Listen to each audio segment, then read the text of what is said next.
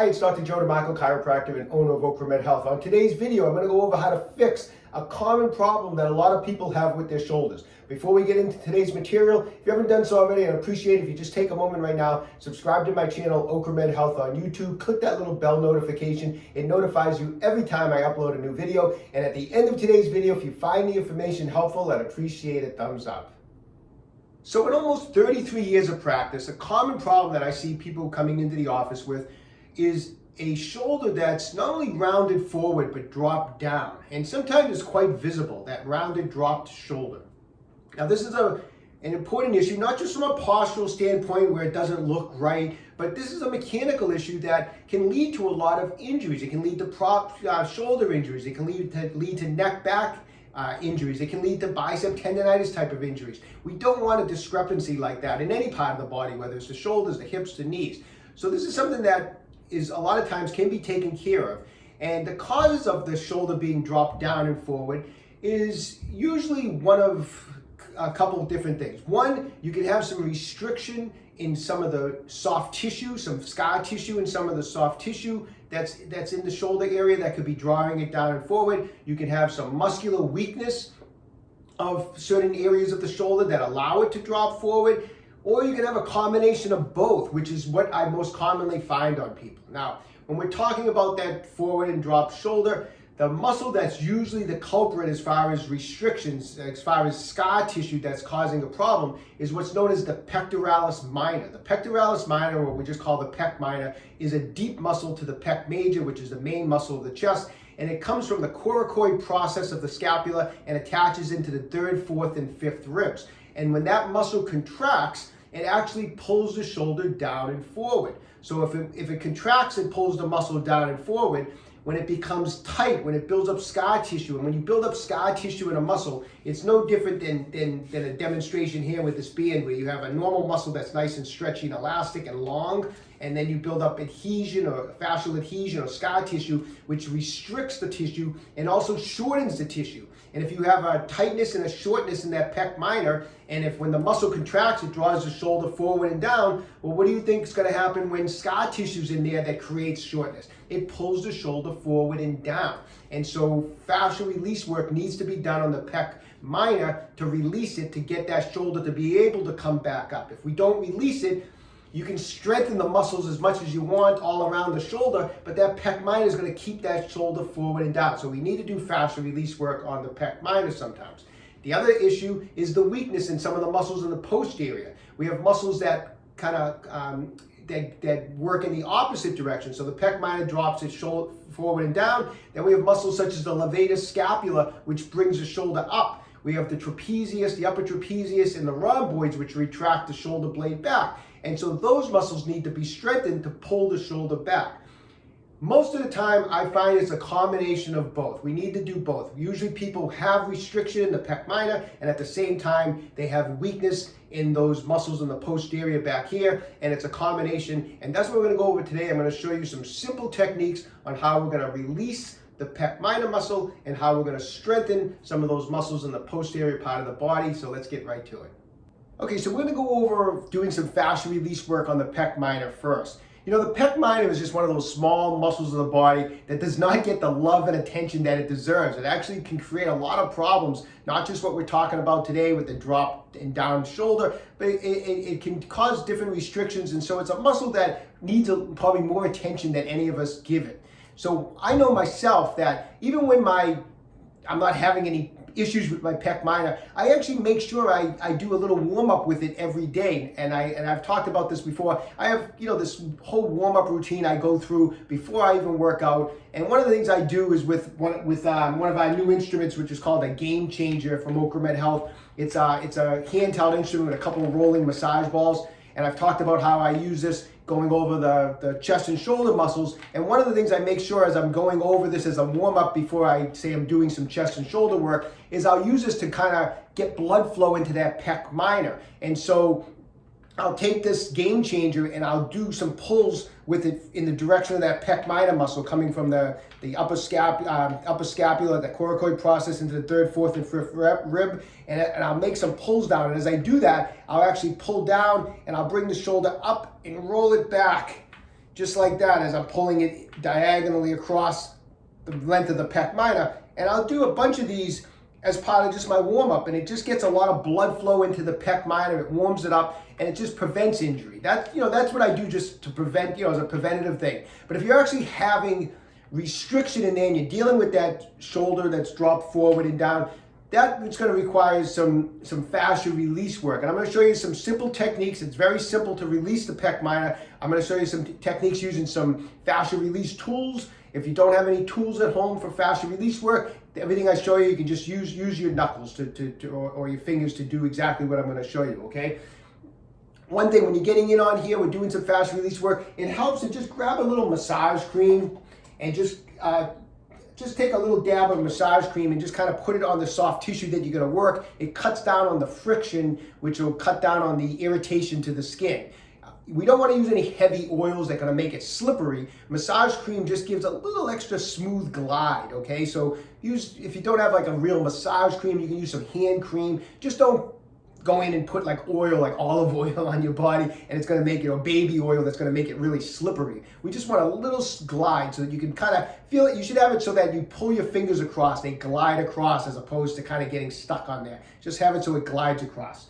So a couple of different ways you can release the PEC Miner. One, you can take a spiky massage ball. Now, this is a Tai Chi Max ball from OcraMed Health. The spikes are awesome. When you have a spiky massage ball, they dig in through the deeper parts of the fascia and the muscles to help break up any restriction.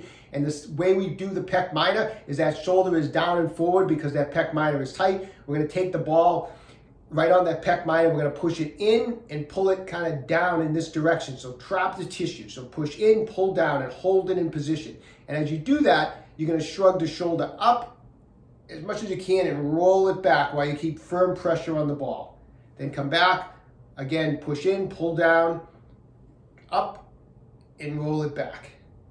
And then just kind of move it around. The PEC Miner is not a big muscle, but you can move it around in 2, 3, 4 different spots. And every time you find another spot, you push in, pull down, trap the tissue, go up, and roll it back.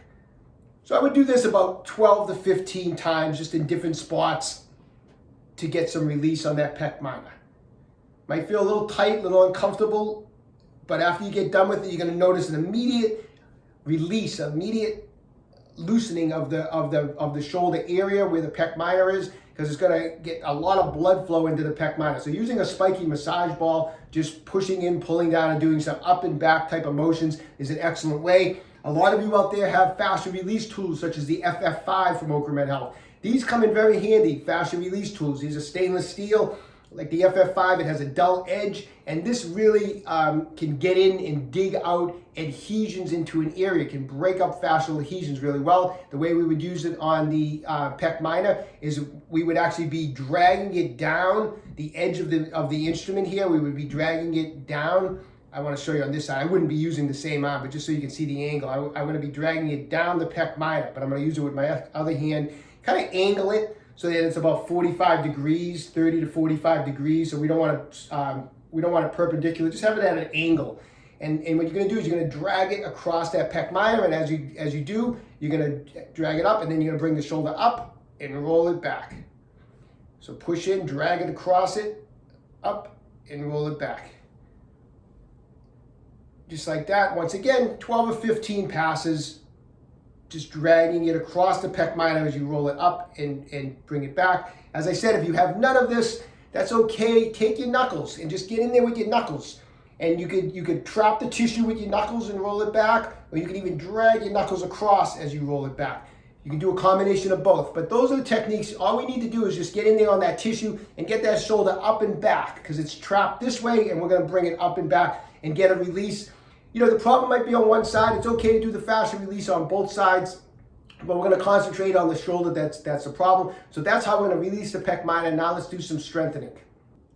Okay, so you did the fascia release work on the PEC Miner. You've loosened that up, but now we need to strengthen the opposing muscle groups, the muscles in the posterior part of the body, to be able to keep the shoulder back. So in other words, the PEC Miner was pulling it forward, but now we need those muscles to be strong to pull it back. We're going to target the muscles in the posterior part, in particular, as we talked about before, the levator scapula, the upper trapezius, and the rhomboids. So these are muscles that actually pull the shoulder up and back, and that's what we want to target. We're going to use a band, light resistance right now. Just have the band tied off somewhere low. I want it angled down, but keep the resistance light. We want to be able to get about 15 repetitions per set, and I want you to do 3 sets each day on these muscle groups, okay?